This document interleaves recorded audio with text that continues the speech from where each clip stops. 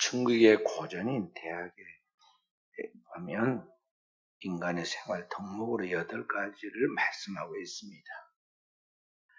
경물, 치지, 성의, 정신, 수신, 재가, 치국, 평천하라는 8가지인데 경물과 치지라는 말은 학문활동을 말하고 성의와 정신과 수신은 인격 지도로서 자아 실현을 말하고 재가, 치국, 평천하라는 것은 가정과 국가와 인류 사회를 위한 사회 봉사를 말하는 것인데 이 8가지 종목을 이야기하고 있는데 그 속에 모든 이야기의 그 시작, 기점이 가정이 있습니다. 가정은 오늘날 한 국가를 구성하는 기본 단위이면서 세포 조직입니다. 그래서 성인들은 말하기를 가정을 잘 만들어서 화목하는 것이 만복의 근원이 된다.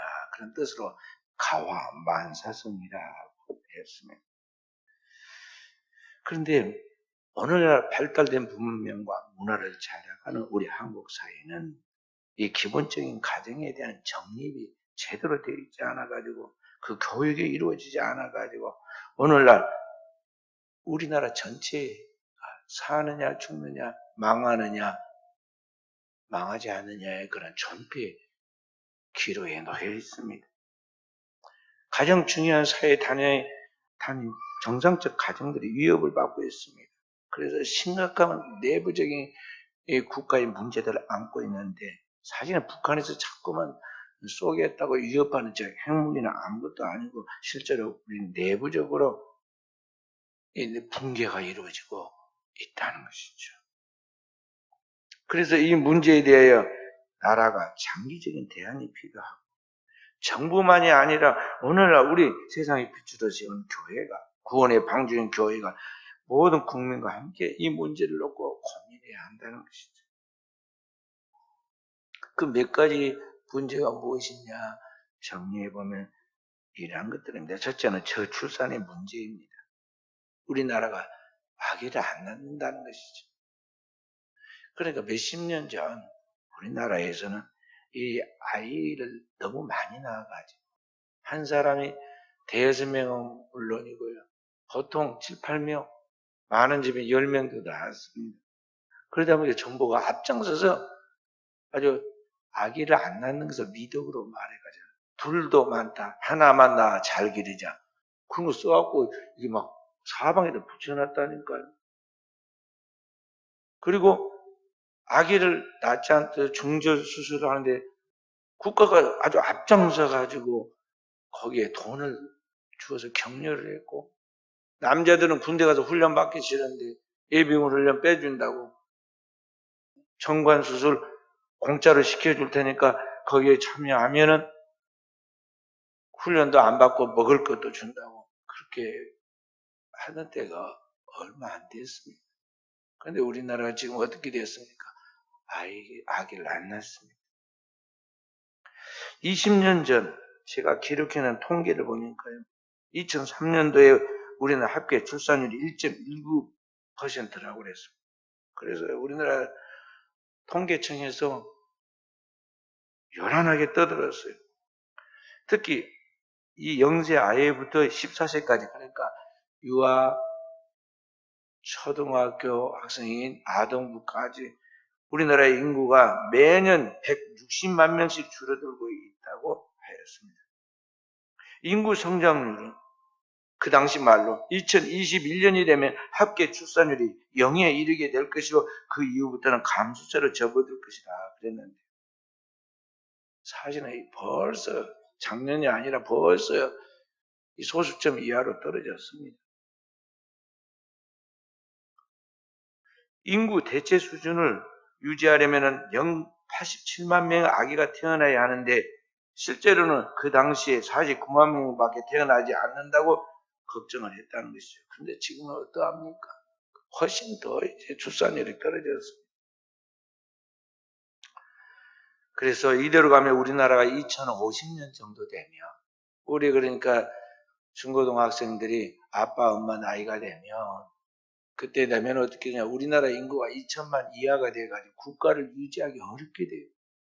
캐나다는 우리나라보다 나라가 몇 배나 큽니다. 몇십 배가 커요, 사실은. 그런데 그 넓은 땅덩어리의 인구가 2천만이 유지가 안 돼요. 그래서 2천만이 안 되니까 어떻게 하냐면 이민 정책을 써가지고 세계 어디서든지 자기 나라에 오기만 하면 아주 모든 것을 다 대우를 해주고 까다롭게 심사하지 않고 아주 적극적인 후원을 해주겠다고 그러는데도 사실은 인구가 모이지 않아서 국가가 걱정을 하고 있습니다. 그러니까 캐나다로 이민 가려면 가세요. 가면 대우 진짜 받습니다. 근데 우리나라가 곧 그렇게 된다는 것이죠. 그리고 두 번째로 고령화 문제입니다. 한국은 나이가 많은 노인들이 점점 늘어간다는 것이었는데 그 정도가 아니라 이제 그 노인들이 점점 더 숫자가 많아진다는 걸 고령화라고 그걸 걱정했는데 지금은 아예 노인들만의 세계 고령 사회가 되었습니다. 그리고 조금 후에 완전히 초고령 사회가 되는데 초고령 사회가 되면은 어느 우리 자녀들이 돈 벌어가지고 세금을 그 월급의 절반 이상을 내야만 되는 시대가 되는 거예요. 그런 상황에 직면할 수 있다는 것입니다. 그러니까 이런 사회 속에서 사람이 살아간다는 게 굉장히 어려운 이야기죠. 그래서 노인들이 이 사회 속에서 살아가는데 너무 힘들고 눈치가 보이고 괴로우니까 우울증에 걸리고 스스로 목숨을 끊는 자살률도 많아지게 되고 있어요. 세계적으로 가장 노인들이 많은 그 복지국가로 불리는 이 일본이라는 나라예요. 지금 인구가 너무 감소해가지고 국가가 유지하기 어려운 시대로 간다고 걱정을 합니다. 그리고 집들이 많이 있기는 있는데 다 도시로만 몰리고 인구가 몰리고 빈집이 너무 많아가지고 국가에서 크게 걱정을 하고 있습니다. 그런 모습이 어느 우리나라에게 곧 닥친다는 거죠. 세 번째 요소는 경제의 양극화입니다. 세계는 지금 신자유주의로 인한 경제 양극화가 일어나고 있는데 한국 사회도 이것 때문에 큰 가진 자와 가지지 못한 자의 그런 모습 속에 갈등이 너무 큽니다. 일반적으로 부자와 가난한 자의 그런 비율이 20대 80입니다. 부자가 20% 정도 된다면 가난한 자가 80%인데 이 가진 자와 가지 못한 자가 지금 우리나라는 어떻게 되냐면 5% 가진 자이고 95% 가지지 못한 자예요. 너무 경제적으로 힘들죠. 특히 코로나 이후에 우리 한국 사회는 그게 너무나도 표면적으로 드러나서 부자는 더 부자 되고 가지지 못한 너무 어려워가지고 많은 갈등을 빚고 있는 것을 볼 수가 있습니다. 네 번째가 교회의 세속화입니다. 오늘날 현대인들은 개인의 자유와 인권과 행복을 추구하여 모든 것을 이기적인 개인주의로 그렇게 전락하고 말았습니다. 타인을 배려하지 못하고 온갖 좋은 것들은 자기 혼자 누리려고 독점하고 이웃을 향하여 주님의 마음으로 다가서야 하는데 그러한 일들이 없다는 것이죠. 모든 것을 다 하나님께로부터 받았으면서도 감사하지 못하고 말씀과 은혜의 자리를 떠나서 자기 자신만 대우받기를 바라고 자기만을 사랑하는 자기 우상이 아주 강하다는 거죠. 근데 세상이 그러한데 교회마저도 세상처럼 그렇게 세상을 쫓아간다는 거죠.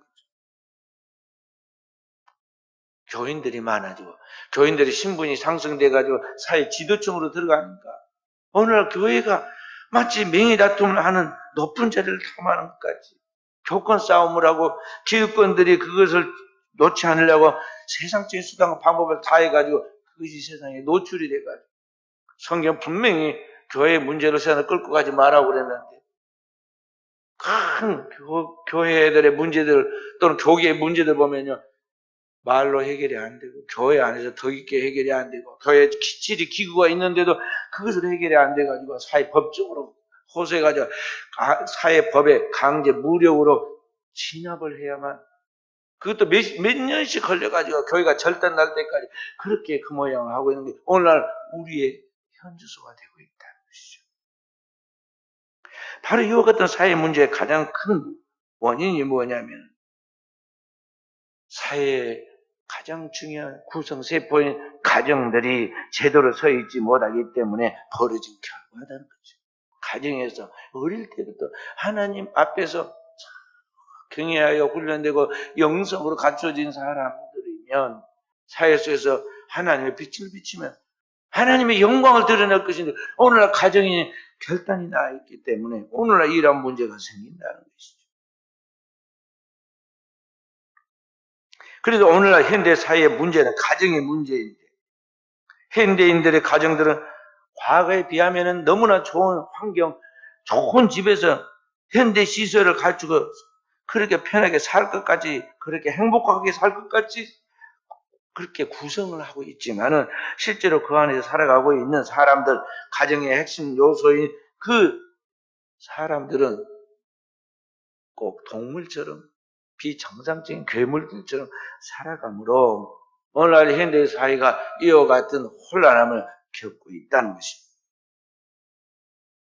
무엇보다도 이 사회에 빛을 비춰서 소금의 역할을 감당하는 한국 교회가 그런 선한 영향력을 끼치는 그런 자리에 있었는데 교회도 세상을 쫓아서 똑같이 그런 가치관을 가지고 살아가고 있기 때문에 3%만 되면 바닷물도 썩지 않고 모든 생명체 살아나는데 25% 크리스찬이 있는데도 불구하고 순천 같으면 34% 기독교인이 있음에도 불구하고 오늘날 우리 사회가 이와 같이 완전히 혼탁하고 혼란하고 선한 영향력을 나타내지 못하고 있다는 말씀입니다.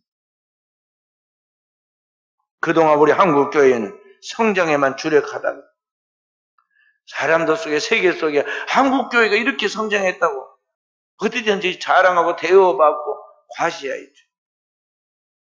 가장 중요한 성도 한 사람 한 사람, 성도의 가정 한 가정이 진정한 그리스도의 제자로서 하나님 말씀에 서 있어서 그 말씀을 따라 나아가도록 대를 이어 훈련을 시켜야 하는데 그런 건 과소평가.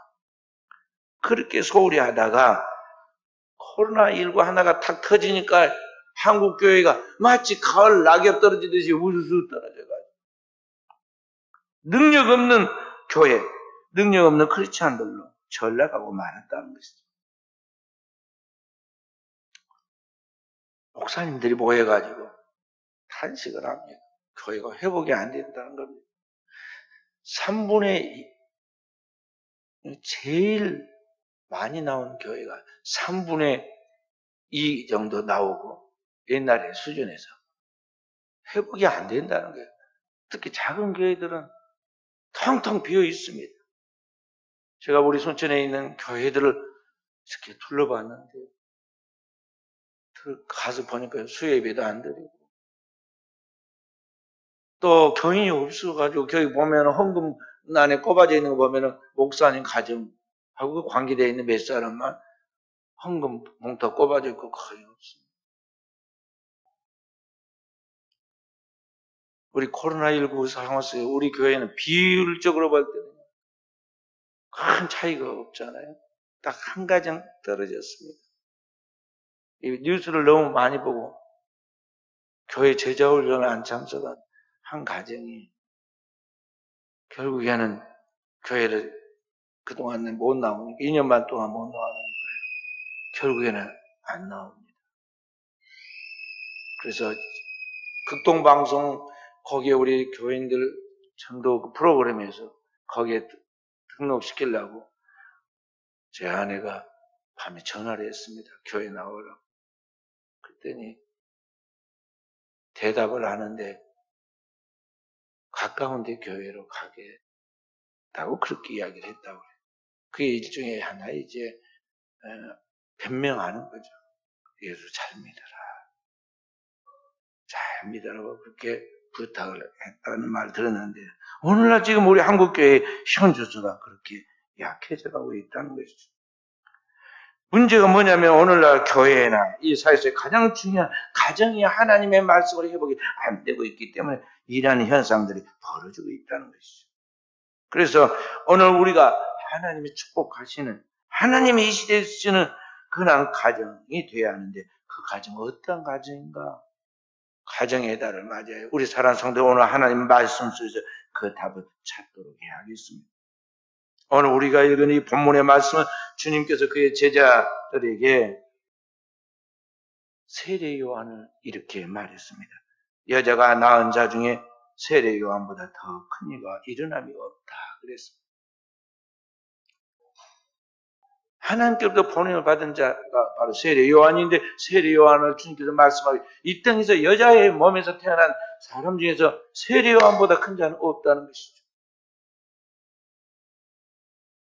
하늘로부터 하나님께서 이 땅에 오십니다. 그의 독생자 예수 그리스도께서 하나님의 모든 사랑을 가지고 이 땅에 우리를 구원하기 위하여 오실 때 그 하나님을 영접하고 이 땅에 있는 모든 우리 이 백성들을 주님 앞에 이렇게 나아올 수 있도록 준비하는 역할을 한 사람이 누구냐면 세례 요한입니다. 예를 들어서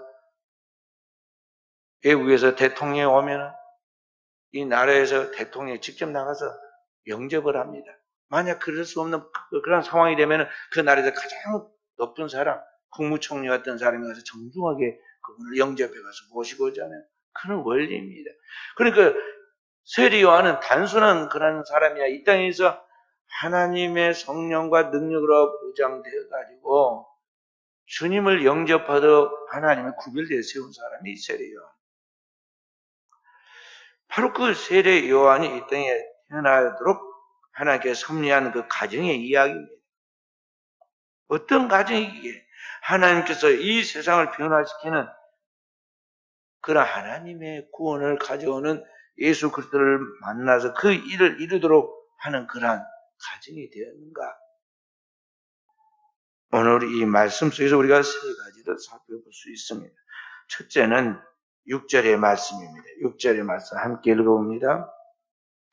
이 두 사람이 하나님 앞에 의인이니 제 모든 계명과 규례대로 흠이 없이 행하더라. 아멘. 세례 요한을 낳은 그 아버지 사가랴 제사장과 그의 아내 아론의 후손이 엘리사벳의 이야기입니다. 두 사람이 하나님을 경외하여 진심으로 하나님을 경외하여 그 모든 계명을 지키는데 흠이 없는 사람들이었다. 그래서 의인이라고 오늘 여기 말씀하고 있는 것입니다.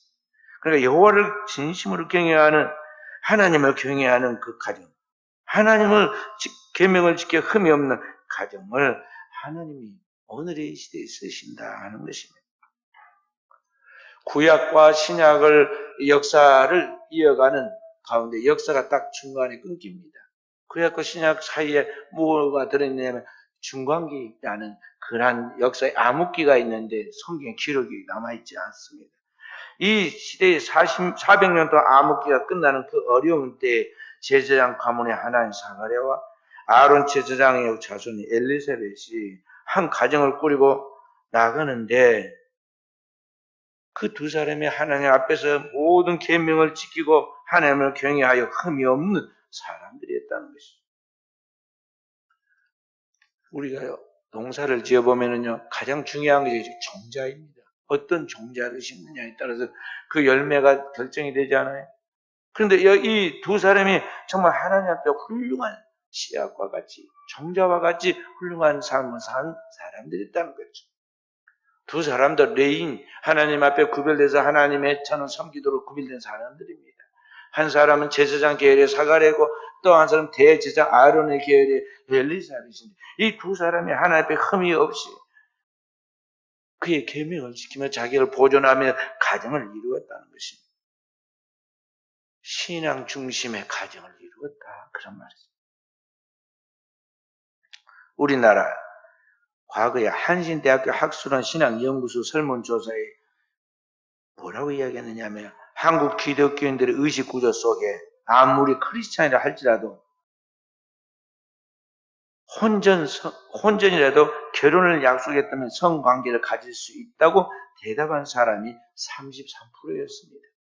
그래서 교회가 세상에 그런 의식구조를 가지고 되겠느냐고 막 크게 대대적으로 학술지에다 발표한 적이 있었습니다. 교회가 세속화되어서 심각한 위험수위로 영향을 받고 있다는 것입니다. 근데 지금 어떠합니까? 그런 이야기를 하면 콧웃음을 칩니다. 지금이 어느 시대인데 이것저것 다 따져가지고 결혼도 못하고 그런데 어떻게 결혼을 시킨다고 그런 소리를 하느냐? 그렇게 말할 수가 있습니다. 지금 아마 통계를 내보면 7, 80%가 당연하다. 그렇게 말할 거예요.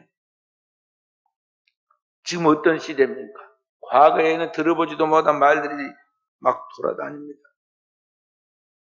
남자와 여자가 하나님 앞에서 서약을 하고 결혼해서 성스러운 가정을 이루고 그렇게 해서 하나님의 뜻을 이 땅에 펼쳐나가는 가정이라고 그러는데 이 가정의 정성적인 생활 때에 자손을 배출하고 사랑을 나누고 그런 게 아니라 이게 이상한 방법으로 인간의 이 타락한 죄의 성적 욕망을 충족시키기 위해서 나가는데 이걸 보고 과거에는 변태성욕이라고 그랬습니다. 그런데 오늘날은 뭐라고 부르냐면 그걸 미화시켜가지고 동성애라고 그럽니다. 동성애. 그리고 이렇게 옛날에는 그런 것들을 누가 알까 싶어가지고 부끄러워가지고 수치스럽게 생각하고 쉬쉬쉬 했는데요. 지금은 아주 빨가벗고 서울시청 앞이든 대도시의 어떤 거리든 막 돌아다니면서 얼마나 떠들고 그것이 마치 살아가는 삶의 재미이고 즐거움이고 행복인 것 같이 축제라고 부르잖아요. 퀴어 축제. 동성애자들의 그런 모임을 퀴어 축제라고 부릅니다.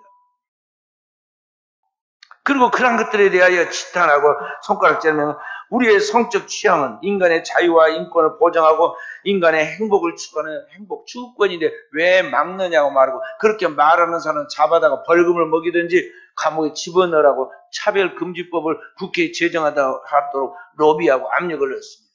정치하는 사람들은요. 머리 숫자가 표가 그들의 생명과 같기 때문에요. 숫자만 모아준다면 뭐 변태 성역자가 아니라 그 어떤 것도 다 용납하죠. 이단도 좋고 공산주의 사상을 가지도 좋고 다 좋아. 표만 된다면. 그래서 어찌됐든 내 표를 지지만 해준다면 다 용납해 주겠다고. 그래서 거기에 로비를 받고 지지를 받아가지고 오늘 국회에 문만 열면은 차별금지법을 제정하라고 이리 받고 저리 받고 이리 받고 저리 받고 계속 올립니다.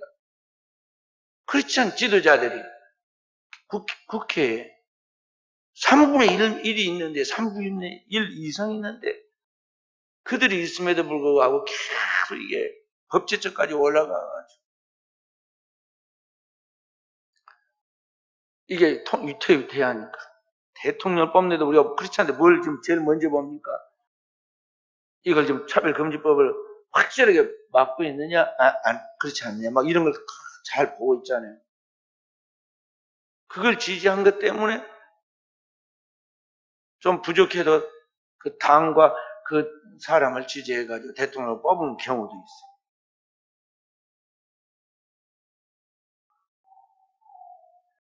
오늘 현대인들이 복음이 무엇인지를 성경을 모르니 어떻게 알겠습니까?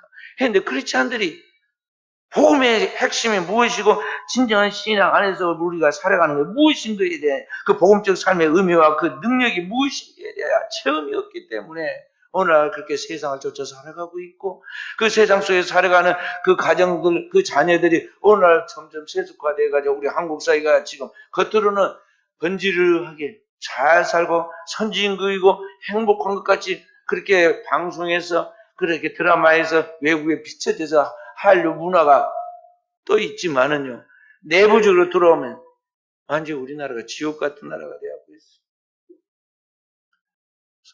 영어로 서울. 우리나라 말에서 한자만 합하면, 거기서, 서울에서 한자만 거기서 빼면 서울, 지옥이 돼요. 우리나라가 완전히 지옥 불구덩이 앞에 있다니까요. 성경에 보면은 살았다는 이름을 가지던 실상은 죽은 교회라고 지탄했던 하나님 지적했던 바로 그 사대 교회처럼 오늘날 우리 현대 교회들이 돼가고 있다는 거죠.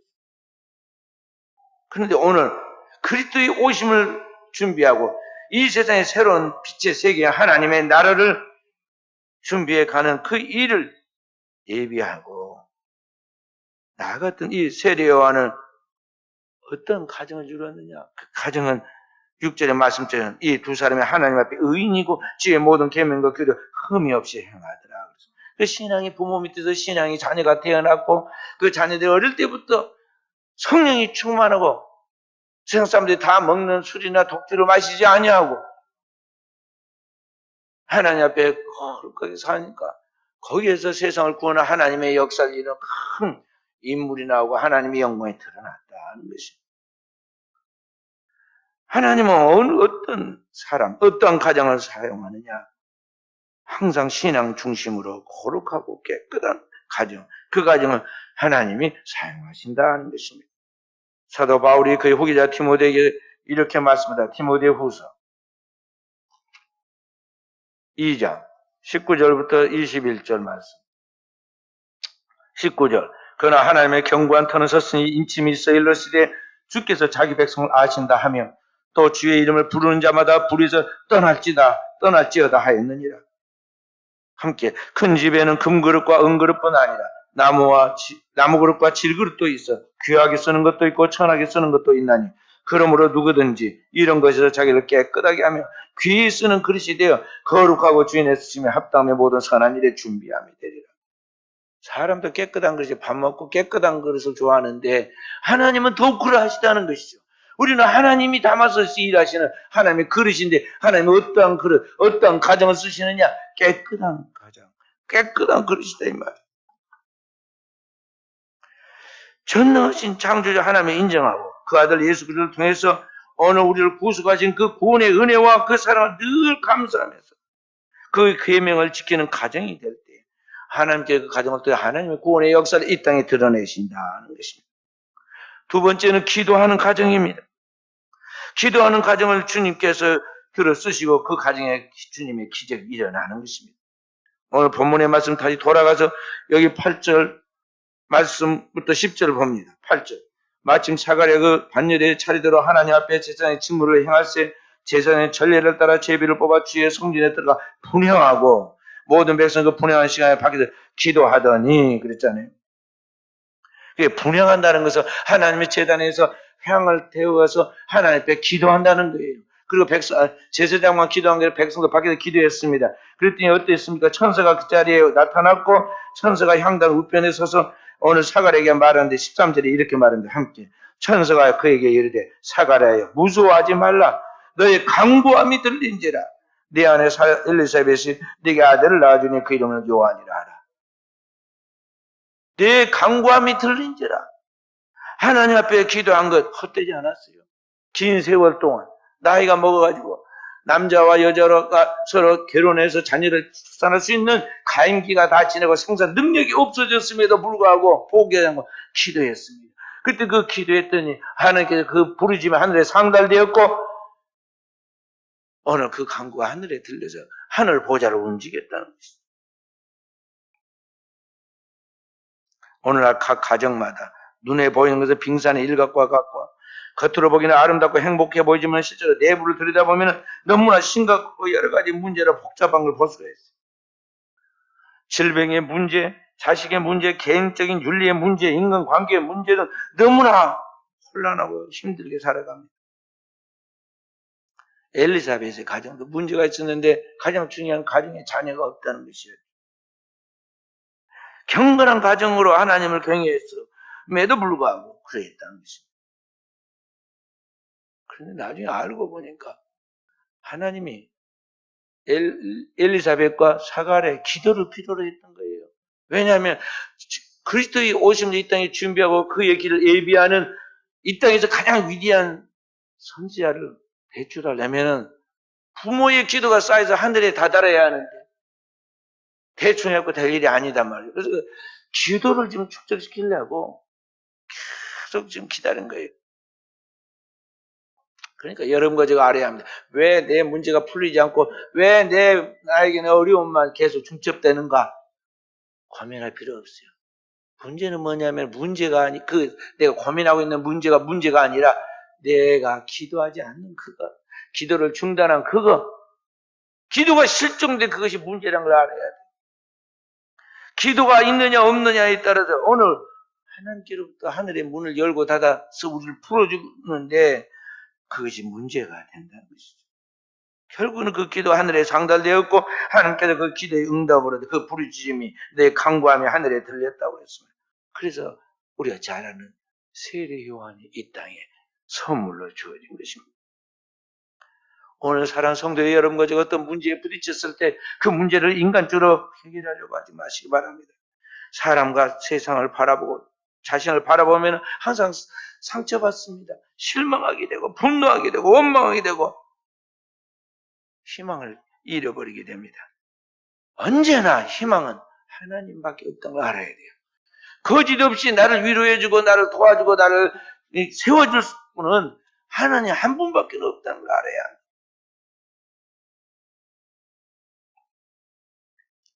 그래서 가정을 철저히 하나님 중심, 성경 중심, 교회 중심으로 그렇게 만들어갈 수 있도록 가정을 세워가는데 첫 번째 우선순위를 두고 나아갈 때 그 하나님 앞에서 쌓아놓은 모든 것들이 결국 마치 문이 열리듯이 시온의 대로가 우리 앞에 펼쳐지는 기적이 나타나게 되는 것입니다. 하나님은 우리의 외모를 보지 않고 중심을 보시는데 오늘 우리의 내면을 드러내는데 가장 중요한 정직한 하나님 앞에 보이는 수단이 뭐냐면 기도예요. 오늘 우리 스스로 자신의 기도를 진지하게 하나님 앞에 성찰해서 드릴 때 오늘 우리의 영적 현 주소가 우리 스스로 드러나게 되고 그렇게 기도하는 가운데 내가 얼마나 죄인이고 큰 죄인의 개수이고 내가 어찌해야 할꼬에 대한 그 답이 나오는 것입니다. 미국의 기독교 윤리학자인 라인홀드 니버라는 사람은 한 사람의 정신적 건강은 그 사람의 기도의 내용과 관련이 있다고 했습니다. 그가 이렇게 기도한 것을 들을 수가 있습니다. 하나님이여, 제가 변화시킬 수 없는 것들에 대해서 받아들일 수 있는 용기를 주시고 제가 변화시킬 수 있는 것들에 대해서 변화시킬 수 있는 용기를 주시며 이 둘의 차이를 분별할 수 있는 지혜를 주소서 그랬어요. 우리는 다 그렇게 기도하는 가운데 이런 분별력과 통찰력을 가져야 돼요. 솔로몬의 지혜는 바로 그런 분별력과 통찰력에서 온 거예요. 기도는 하나님과의 대화라면 오늘 우리는 하나님과 친밀한 관계에 초점을 둬야 하는데 그 하나님과 친밀한 하나 되는 관계가 뭐냐면 기도예요. 그래서 주님은 기도 외에 다른 방법이 없다고 그런 것입니다. 좋은 기도란 그 결과는 어떠하든지 그 과정에 늘 주님과 친밀한 사귐이 있어야 하는 것입니다. 그리고 마침내 그 부르짖으면 주께 상달되는 것입니다. 그 하늘 보좌를 움직이는 거예요. 오늘날 교회는 주님의 몸이라고 그랬습니다. 만민이 기도하는 하나님의 집이라고 그랬습니다. 그러므로 이 교회 공동체가 그 교회의 가장 중요한 본질에 대해서 우리가 놓쳐서는 안 되는데 교회는 하나님 앞에 성도가 기도하는 가장 중요한 요소를 갖고 있다는 걸 우리가 놓쳐서는 안 되는 것이죠. 근데 한국 교회가 어떠합니까? 텅텅 지금 기도의 자리가 비어 있습니다. 건물은 최신식으로 잘 지어져 올라가고 있고 최첨단에 발달된 그런 모습인데요. 그 안에 성도가 기도하는 소리를 들을 수가 없어요. 첨단 기기를 가지고 영상으로 다 보여주고 녹화시키고 음향을 들려주고 대신 그렇게 뭘 해주지만요.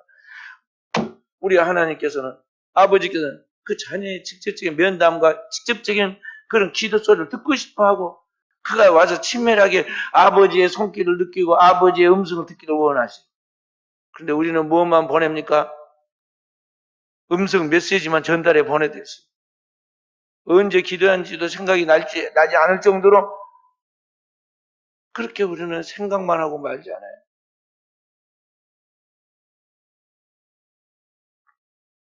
존 하브릭은 이렇게 말했습니다. 교회는 결코 장수가 아니라 항상 사람이며 결코 양의 우리가 아니라 양 자체이고 또 결코 거룩한 건물이 아니라 언제나 믿음의 모임인 것이다.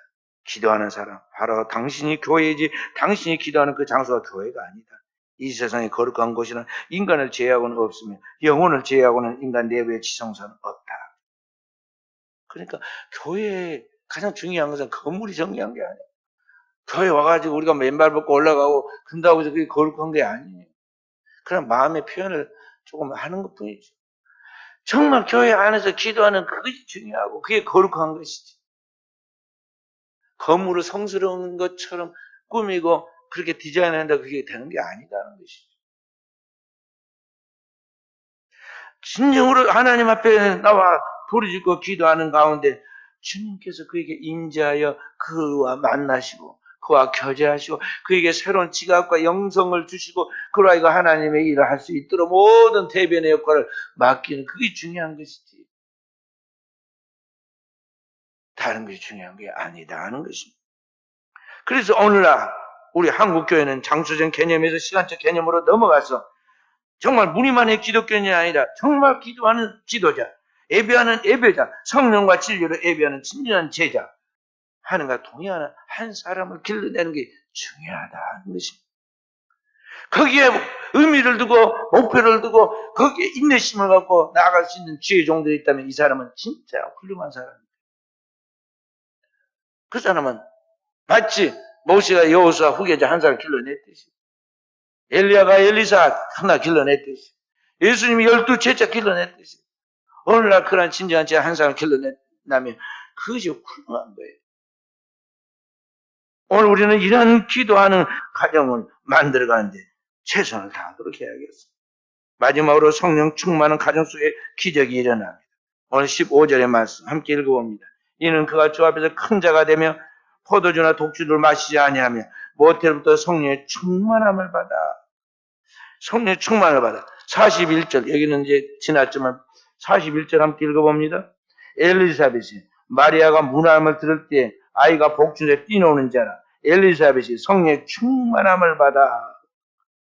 그러니까 이 엘리사벳은 성령이 충만했고 성령이 충만한 그 몸 안에 아이도 성령이 충만했어요. 6개월 후에 성모 마리아가 예수 그리스도를 잉태하고 여기 친척이 된 엘리사벳을 방문하게 됩니다. 그때 이제 막 임신이 돼가지고 보이지도 않는 이 아기 예수의 그 오는 것을 영의 세계이기 때문에 세례 요한 6개월짜리 태아가 그걸 알아차리고 막 좋아가지고 엄마 뱃속에서 막 뛰었어요. 성령의 충만함을 느낀 그 엄마 엘리자벳이 성령의 충만을 받아 막 소리를 지르고 같이 찬양하고 노래를 하는 이야기가 그 다음에 나옵니다. 그리고 마리아도 역시 성령의 충만해서 화답하여 노래 부르는데 그것이 마그니피컨트 마리아의 노래. 그러니까 오늘 우리의 가정이 단순한 교회라는 종교인으로 끝나는 것이 아니라 진정한 신앙 속에서 하나님의 영이 우리 가운데 움직여서 이끄시는 대로 나가는 성령의 충만한 가정으로 발전해 가야 한다는 것입니다. 말씀을 마칩니다. 오늘 하나님의 세계는요, 가정에서부터 시작해서 가정으로 끝납니다. 하나님의 태초에 모든 만물을 창조하시고 마지막에 가정을 창조했습니다. 아담과 하와의 가정입니다. 아담과 하와를 통해서 가인과 아벨 그리고 셋을이라는 아들 셋을 낳았습니다. 그런데 가인과 아벨은 하나는 죽고 하나는 범죄했습니다. 셋이라는 이름을 가진 세 번째 아들이 이제 대를 이어 나가게 되죠. 하나님이 그들의 가정을 구원해 줍니다. 죄로 말미암아 타락한 인류를 구원하기 위해서 하나님께서 하나님의 큰 아들, 맏아들, 유일한 독생자 예수 그리스도를 이 땅에 보내셨습니다. 그리고 우리 죄인들을 구원하여서 성령으로 우리를 성화시켜서 우리로 하여금 하나님의 양자가 되게 만드십니다. 그리고 우리가 하나님의 나라에 들어가서 하나님의 집에 이르게 되는데 하나님 아버지를 모신 우리는 누구냐면 그 신랑 되신 그리스도와 신부된 성도로서 오늘 그리스도와 한 몸을 이루고 또 그 하나님 나라의 백성이고 하나님의 나라의 신민이 되어서 영원한 하나님의 가정을 이루게 돼요.